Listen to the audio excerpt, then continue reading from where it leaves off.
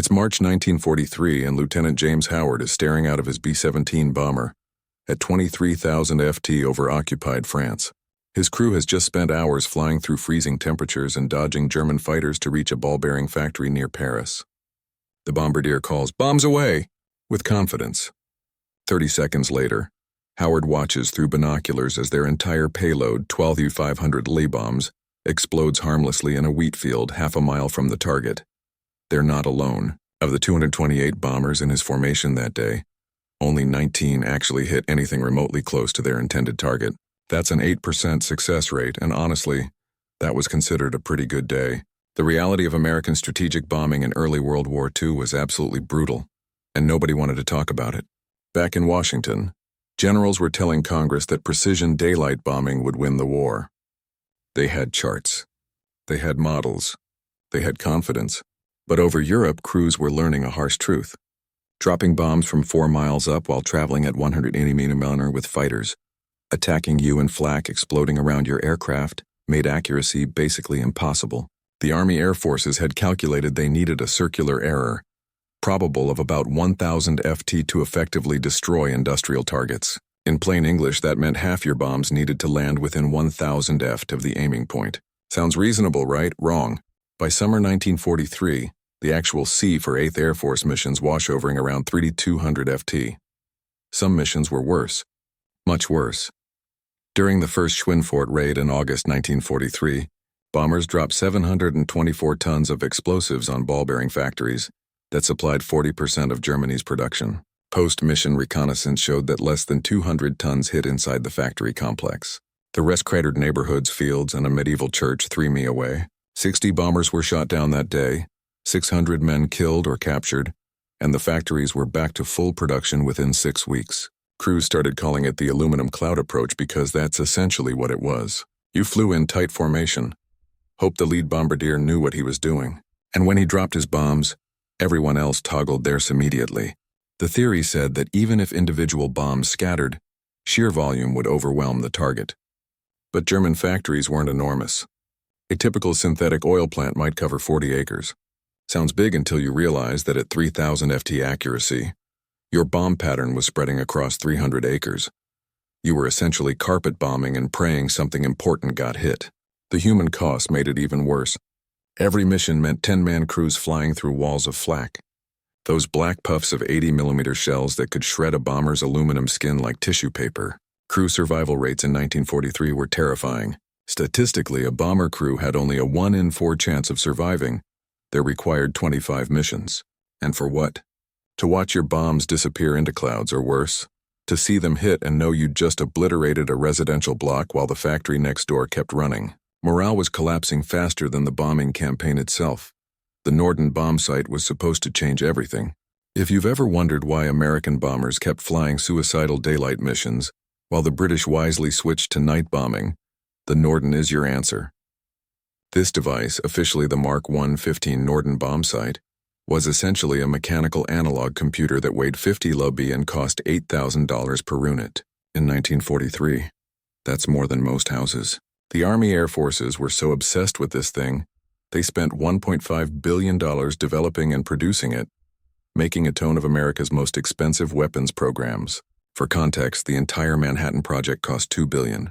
Carl Norden, a Swiss engineer working in New York, had designed this optical computing marvel in the 1920s with a genuinely brilliant concept. The bombardier would lie in the nose of the aircraft, peer through the sight's eyepiece, and manually track the target while the bomb sight automatically calculated drift, altitude, airspeed, and trajectory. Here's where it got fancy. The sight was actually wired into the aircraft's autopilot. During the bombing run, the bombardier could make tiny corrections using a control panel, and the bomb sight would physically fly the airplane to compensate for wind drift. In theory, this gave you pickle barrel accuracy. Army demonstrations showed bombarders dropping practice bombs into 100 ft. Circles from 20,000 ft promotional materials. Literally claimed you could drop a bomb into a pickle barrel from 4 miles up. The security around Norden sites was absolutely paranoid. Bombardiers took a formal oath separate from their military oath, never to reveal anything about the device. Before every mission, an armed guard would bring the bomb sight to the aircraft in a locked case. If the bomber was going down, The bombarders' explicit orders were to destroy the site with a thermite grenade before bailing out. Several bombarders actually died trying to follow those orders, staying with burning aircraft too long while attempting to melt their Norden sites. The military genuinely believed that if the Germans captured one, they'd copy it and America's strategic advantage would evaporate overnight. Here's the crushing irony. The Germans already had the Norden secrets and didn't care. A German spy named Hermann Lang had stolen the blueprints in 1938, and German engineers looked at them, shrugged, and went back to their own Lot-Fern-Rohr 7 bombsight design. Why? Because they'd already figured out what American crews were about to learn the hard way. The Norden's precision was completely theoretical. It assumed you'd have unlimited time over the target, no defensive fire, perfect visibility, and stable air. Combat over Europe offered exactly none of those conditions. The first reality check came from the targets themselves. German factory complexes weren't sitting ducks in open fields. They had smoke generators that could blanket entire industrial zones within 5 minutes of alarm. By late 1943, German defensive doctrine required every major target to have enough smoke capacity to obscure visibility for 30 minutes. Bombarders would spend the entire approach watching their target clearly. Then at the critical moment, poof, it vanished under artificial fog. Now you're guessing and the Norden bombsight can't compute best guess. Then there was combat itself. The Norden needed a straight-level bombing run of at least 3 minutes to calculate properly. 3 minutes of flying straight and level over Germany meant 3 minutes of being a predictable target for every flak gun below. Pilots quickly learned that evasive action kept you alive but made the Norden useless. The device couldn't compensate for sudden altitude changes or sharp turns. So crews faced an impossible choice. Fly steady and die or maneuver and miss. German flak gunners weren't just shooting at American bombers. They were conducting an industrial-scale execution.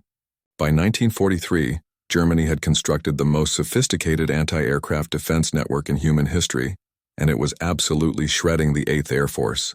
The backbone of the system was the 80-mm flak gun, properly called the Flak 1836-37, depending on the variant. You've probably heard of the 88 as a tank killer, and it was, but its primary job was murdering bombers. Germany produced roughly 21,000 of these guns during the war, and about 10,000 were ringing strategic targets across occupied Europe. Here's what made the 88 so terrifying. It could fire a 20-pound high, explosive shell up to 32,000 ft at a rate of 15 to 20 rounds per minute. Each shell was fitted with a time delay fuse that German crews would manually set based on the bomber's altitude. The shell would climb, reach the predetermined height, and detonate into thousands of razor-sharp fragments traveling at supersonic speeds. A single fragment the size of your thumb could punch through aluminum skin, sever control cables, rupture fuel tanks, or kill a crew member instantly. And German gunners weren't firing one at a time. They were firing in batteries. A typical German industrial target like the Ruhr Valley would have 40 to 60 heavy flak guns positioned in overlapping fields of fire. Fire control radar. The Würzburg system could track bomber formations from 40 miles out and feed continuous data to gun calculators. The Germans literally had mechanical computers at each battery that would crunch altitude, speed, and heading data, then spit out firing solutions. Crews could set their fuses and start firing before American bombers even saw the target. On a major raid, you'd have hundreds of guns throwing up thousands of shells, creating what bomber crews called flak fields, entire chunks of sky that turned black with explosions. The math was simple and brutal. If you flew through heavy flak at 18,000 ft, you were in the optimal kill zone where German guns were most accurate. At that altitude, crews reported seeing flak bursts so thick you couldn't see through them. The sound was like being inside a metal drum while someone beat it with hammers. Survivors described it as continuous thunder, mixed with the metallic ping of shrapnel hitting the aircraft. Navigator John Morris from the 301st Bomb Group wrote in his diary after a mission to Bremen, "Counted 127 holes in our ship. Don't know how we made it. Jenkins bled out in the waist before we crossed the channel. He was 19. So, American planners made what seemed like a logical decision. Climb higher. By mid-1943, bomber formations were routinely operating at 25,000 to 27,000 ft, occasionally pushing to 30,000. Up there, you were above most of the flak's effective range, and German fighters had trouble with performance at extreme altitude. The catch? At 25,000 ft, their temperature is minus 40 degrees Fahrenheit, and the air is so thin that even with supercharged engines, aircraft performance suffers. Crews needed heated flight suits and oxygen masks for survival. But the real killer was what altitude did to bombing. Accuracy. Remember that Norden bomb sight promising pickle barrel precision at 25,000 ft at every variable that made bombing difficult at 18,000 ft got exponentially worse. Wind speeds at high altitude weren't the 20 or 30 mph you'd experience at lower levels. They were 80, 100, sometimes 120 mph. Jet streams weren't even understood yet. Crews just knew that sometimes they'd drop bombs and watch them drift sideways for miles. Visibility turned unreliable. Clouds that looked thin from above would completely obscure targets. Temperature inversions created atmospheric layers that bent light, making accurate sighting nearly impossible. Nobody planned the offset bombing technique. It was born from desperation, confusion, and one navigator's mistake over Schweinfurt in October 1943. The second raid on Schweinfurt's ball-bearing plants was already a disaster. Tuna-91 bombers launched, 60 were shot down, and 17 more were so damaged they never flew again. That's a 26% loss rate in a single mission. But buried in the post-mission reports was something strange. One bomb group, the 3005th, had accidentally approached their initial point, the spot where you start your final bombing run from the wrong direction. Instead of the planned north to south attack, they came in from the northeast at roughly a 40° angle to the target. Their navigator, Captain Robert Williams, had miscalculated a wind correction during the approach. By the time the lead pilot realized they were off course, they were already committed. You don't turn a formation of 18 heavy bombers on a dime, especially with German fighters swarming. So Williams made a field decision. He told his bombardier, Lieutenant Charles Murphy, to aim using the crosswind correction knobs on the Norden site, but to deliberately offset the aiming point to the right of the factory complex. Basically, instead of aiming straight at the target and letting the bomb sight calculate drift, Murphy aimed at empty space beside the target and let the bombs drift back into it. The results were photographed by Thestrike cameras every bomber carried. While most groups that day achieved their typical 8 to 12% hit rate, the 305th's bombs walked directly through the center of the factory complex. 42% of their ordnance struck within the target area. At first, analysts assumed it was luck, random chance. But Williams insisted it wasn't random at all, and he had the math to prove it. See, the Norden bomb sight had a fundamental design assumption that was killing accuracy at high altitude. It assumed you'd be flying directly at your target with wind, either pushing you along or slowing you down, headwind or tailwind. The sight's drift correction calculated for that. But at 25,000 ft over Germany, winds were almost never perfectly aligned with your bombing run. They were coming from the side, pushing the entire aircraft sideways through the air. This created what's called crab angle. The aircraft's nose would point slightly into the wind to maintain a straight ground track, kind of like walking forward while leaning into a strong side wind. The problem was that when you released bombs from an aircraft in a crab angle, they inherited both the forward velocity and the sideways drift. The Norden could calculate the forward trajectory beautifully, but its side drift compensation assumed you were maintaining a heading directly at the target. When you weren't, when you were crabbing into a crosswind, the sight's calculations were off by hundreds of feet. The stronger the crosswind, the worse the error, and at 25,000 ft, crosswinds were always strong. Williams's accidental discovery was simple but revolutionary. If you deliberately approach the target at an angle to the expected wind direction, and you offset your aim point perpendicular to your flight path, you could use the crosswind to walk your bombs onto the target. Instead of fighting the wind drift, you weaponized it. The bombardier would identify a reference point, a road intersection, a river bend, a distinctive building that was directly crosswind from the actual target. He'd aim at that reference point, and as the bombs fell through 4 miles of air, the wind would push them sideways onto the real target. The genius was in the geometry. At a 40 to 50-degree offset angle, the wind did most of the work. The bombs would drift predictably, and because you were accounting for that drift from the beginning, your dispersion pattern tightened dramatically. Instead of bomb scattering in an elongated oval along your flight path, they'd track sideways in a concentrated line. It was counterintuitive. You were deliberately aiming away from what you wanted to hit, but the physics were undeniable. The mathematics behind offset bombing weren't complicated, but they required bombarders to completely rewire how they thought about the problem. Traditional bombing doctrine said, aim at the target and let the Norden calculate everything else. Offset bombing said, forget the target exists for a moment. Focus on the wind triangle. Every bombarder had learned wind triangles in navigation school, but most treated them as theoretical exercises. Now, those triangles were the difference between hitting a factory and obliterating a hospital 3 blocks away. Here's how the math actually worked. Imagine you're flying at 25,000 ft with a ground speed of 180 mph, and there's a 90 mph crosswind blowing from west to east. Your bombs take roughly 60 seconds to fall from release to impact. That's a full minute of drift time. In that minute, your forward momentum carries the bombs about 3 meters along your flight path. But that crosswind is also pushing them sideways at 90 mph, which means 1.5 miles of lateral drift. Without offset correction, you'd aim at the factory, and your bombs would land 1.5 miles to the east in whatever happened to be there. The offset solution flipped the equation. Instead of flying directly at the factory, you'd approach at a 40 to 50 degree angle from the west with the wind on your left side pushing you toward the target. Your bombarder would identify an offset aiming point. Let's say a railroad yard that sat exactly where the wind would carry your bombs from. He'd track that railroad yard through the Norden site, set the crosswind drift angle into the computer and release. The bombs would leave the aircraft, start falling, and the crosswind would push them from the railroad yard toward the factory. If your calculations were right, they'd arrive at the factory exactly as they hit the ground. Wind speed measurement became absolutely critical, and that's where things got interesting. Navigators started using a technique called the double drift method during the bomb run approach. They'd take 2 drift readings at different points on the way to the target, basically measuring how much the wind was pushing the aircraft off course.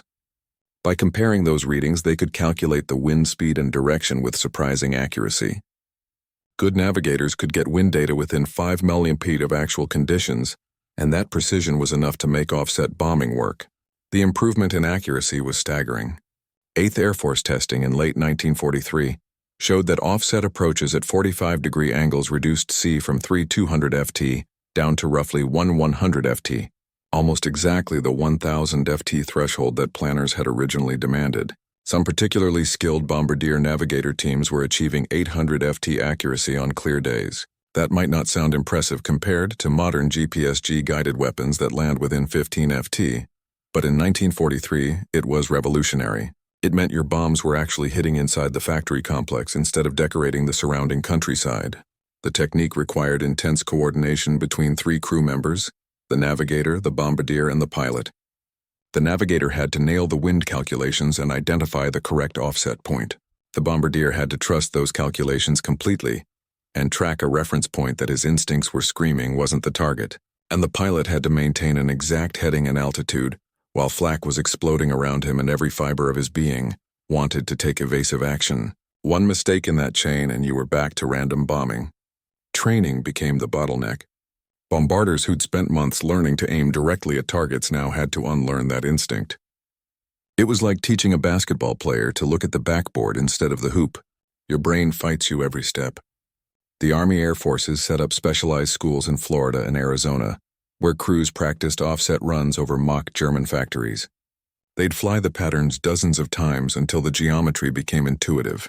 Veteran crews who'd already flown combat missions were pulled back to England for retraining, which tells you how seriously the brass took this. By January 1944, the 8th Air Force faced a problem that most organizations would kill to have. They discovered something that actually worked, and now they had to implement it across 12,000 men scattered across 40 airfields in England while simultaneously fighting a war. General James Doolittle, who'd taken command of the 8th in January, looked at the offset bombing data and made it his top training priority. He gave his operations officer, Brigadier General Fred Anderson, 6 weeks to retrain every bombardier and navigator in the theater. Anderson's response was reportedly unprintable, but he got it done. The retraining program started with the lead crews, the most experienced bombarders and navigators who flew in the front aircraft of each formation. These were the men everyone else followed, so they had to master offset techniques first. Schools were established at each bomber base using a combination of classroom instruction and practical flights over English coastal ranges. The theory sessions covered wind triangles, drift calculations, and offset geometry until crews could work the math in their sleep. Then came the flying. The challenge was that England in winter offered terrible practice conditions. Cloud cover was constant. Winds were unpredictable and daylight was limited. But that actually helped in a perverse way. If you could hit targets through English weather, German weather would be manageable. Crews would take off at dawn, fly to bombing ranges off the coast, and make offset practice runs on floating targets or old ships. Each crew flew minimum 3 practice missions before being certified for combat offset bombing. Some needed 10 before they got the feel for it. What made the retraining work was that combat veterans were teaching combat veterans. This wasn't some academy instructor with a pointer explaining theory.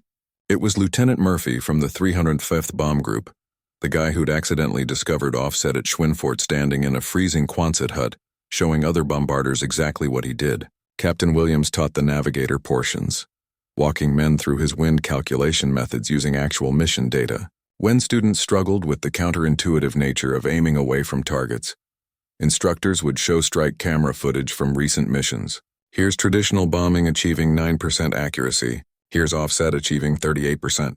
The evidence was impossible to argue with. Doctrine changes happened simultaneously with training. The 8th Air Force rewrote their tactical bombing manuals in February 1944. Field Order 259, issued on February 20th, officially authorized offset bombing. Approaches for all missions where crosswind conditions exceeded 40 impressed group commanders received detailed briefing packages that included optimal approach angles for every major target in Germany. Schweinfurt had recommended approaches from the northeast at 45 degrees. The Ruhr Valley complexes worked best with 50-degree offsets from the west. Someone had done the homework. The implementation wasn't smooth. Older pilots, especially those who'd survived 1943, resisted changing tactics that they'd literally bled to learn. There's a famous incident from March 1944 where a 91st Bomb Group pilot refused to fly an offset approach to Brunswick, insisting on the traditional straighten attack because that's how we've always done it. His bombardier missed the target by half a mile, and that pilot was quietly reassigned to non-combat duties. Doolittle was serious about this. Adapt or get out of the way. By April 1944, offset bombing had become standard operating procedure. Mission briefings now included dedicated wind analysis sections where meteorologists would provide expected wind speeds and directions at bombing. Altitude navigators received pre-calculated offset approach headings based on forecast winds. If conditions changed en route, navigators had lookup tables to recalculate on the fly. The system was becoming systematized, which meant even average crews could achieve results that previously required exceptional skill. The results showed up in the data immediately. March 1944, bombing accuracy jumped to an average C of 1250 FT across all 8th Air Force missions, a 60% improvement over December 1943. More importantly, the percentage of bombs hitting within target areas climbed from 11% to 27%. That still meant 3/4 of bombs were missing, but it represented a genuine revolution in capability. Factories that previously required 4 or 5 raids to seriously damage could now be crippled in 2. D-Day gave offset bombing its ultimate test, and the stakes couldn't have been higher. On June 6, 1944, the success of the entire Normandy invasion depended on whether Allied bombers could destroy German coastal fortifications before troops hit the beaches. These weren't just gun positions. They were reinforced concrete bunkers with walls 8 FT thick housing artillery pieces that could shred landing craft from 3 mi offshore. Intelligence had identified 49 major battery positions along a 50 mi stretch of coastline. Every one of them had to be neutralized or thousands of soldiers would die in the surf. The 8th Air Force drew the mission for Utah and Omaha beaches. They had a window from 5:50 a.m. to 6:30 a.m., 40 minutes to drop over 2,900 tons of bomb-sun fortifications that covered less than 2 square miles total. The timing was brutal because they'd be bombing in twilight with cloud cover forecast at $3,000 to $6,000 FT. Normal doctrine said you couldn't accurately bomb through clouds, but normal doctrine was about to get rewritten again. Offset bombing techniques combined with radar navigation aids made it theoretically possible to hit targets you couldn't even see. Here's how they planned it. Pathfinder aircraft equipped with H-2X radar would lead each formation. This radar could paint a rough picture of the coastline through clouds by detecting the boundary between land and water. Navigators would identify distinctive coastal features, river mouths, peninsulas, shoreline curves, and use those as offset reference points. The math was the same as visual offset bombing, except now you were doing it with radar returns instead of actual observation. Bombardiers would track their radar reference point, calculate the wind drift that would carry bombs from that point to the fortifications and release. The execution on D-Day morning was chaotic. Cloud cover was worse than forecast. Solid overcast from 2,000 FT up to 10,000 FT in many sectors. Bomber formations had to descend to 12,000 FT to get below the worst of the weather, putting them in range of any German flak guns that survived the naval bombardment. Wind conditions were difficult. 25 to 40 mph crosswinds from the northwest, pushing aircraft toward the beaches. That wind became the weapon. At Omaha Beach, the bombing results were initially reported as disastrous. Most bombs landed inland, cratering fields and roads behind the German positions. Post-invasion analysis suggested only 31% of fortifications at Omaha took direct hits during the air attack. But here's what the initial reports missed. The offset approaches from Utah Beach were devastating. At Utah, bombarders used a 45-degree offset angle approaching from the northeast, with crosswinds pushing them toward the beach. The bombs walked through the battery positions in neat lines, collapsing bunkers and destroying gun positions with 89% effectiveness. Of the 28 major fortifications at Utah Beach, 25 were knocked out before troops landed. The difference between Omaha and Utah came down to execution. At Omaha, bombarders added a deliberate delay to their release points. They were terrified of hitting their own landing craft, so they held bombs an extra few seconds. That put the impact points 200 to 300 YD inland. Noble intention, catastrophic result. At Utah, bombarders stuck to their calculated release points with no safety delays, trusting the math to keep bombs off the beaches. Their trust was rewarded. When the 4th Infantry Division hit Utah Beach at 6:30 a.m., they found German positions already destroyed. Resistance was light, casualties were minimal. The lesson was documented in a classified analysis completed in July 1944. Traditional straightened bombing approaches at Omaha, even modified for safety concerns, achieved 31% effectiveness. Offset approaches at Utah executed as trained achieved 89% effectiveness. That's not a marginal improvement. That's the difference between a technique that barely works and one that decisively wins battles. The report concluded that offset bombing had reduced the number of raids required to neutralize fortified positions by a factor of 3. By summer 1944, every major Allied bombing operation incorporated offset techniques as primary doctrine. The raids on French rail yards before the invasion, the attacks on V-1 launch sites, the systematic destruction of German oil production all used offset approaches as standard procedure. The technique even crossed service boundaries. 9th Air Force medium bombers adopted it for tactical strikes. RAF Bomber Command, which had dismissed American precision bombing as fantasy, started experimenting with offset methods for their own daylight operations. The desperate innovation born over Schweinfurt in 1943 didn't end with World War II. It fundamentally changed how humans think about dropping things from aircraft. When the war ended, and analysts sat down to write the United States Strategic Bombing Survey, they found something remarkable in the data. Between January and December 1944, ace offset bombing became universal across the 8th Air Force. The total tonnage dropped on Germany increased by 340% while accuracy improved by 190%. You were dropping more bombs and hitting more targets. That combination broke German industrial production in ways that the early war's random bombing never could. The Cold War turned offset techniques from tactical necessity into strategic science. When the Air Force started planning nuclear strikes in the 1950s, accuracy became existential. A conventional bomb that misses by a mile just wastes resources. A nuclear weapon that misses by a mile might hit the wrong city, so Air Force bombing schools began teaching offset geometry as fundamental, doctrine on par with learning how to take off and land. Every bomber pilot in Strategic Air Command could calculate offset angles in his sleep, because his training assumed he'd be delivering atomic weapons through Soviet air defenses where straightened approaches meant death. The mathematics evolved with technology.